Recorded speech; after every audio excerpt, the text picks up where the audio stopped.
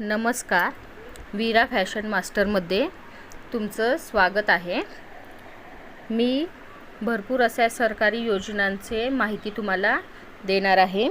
तर त्यामध्ये सरकार महिलांना सामोर जाण्यासाठी प्रोत्साहन मिळावे यासाठी अनेक योजना राबवत असतात.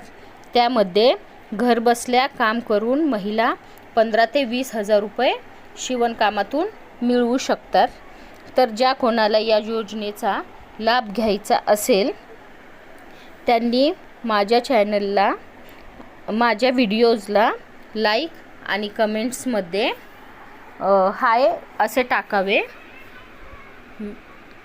धन्यवाद.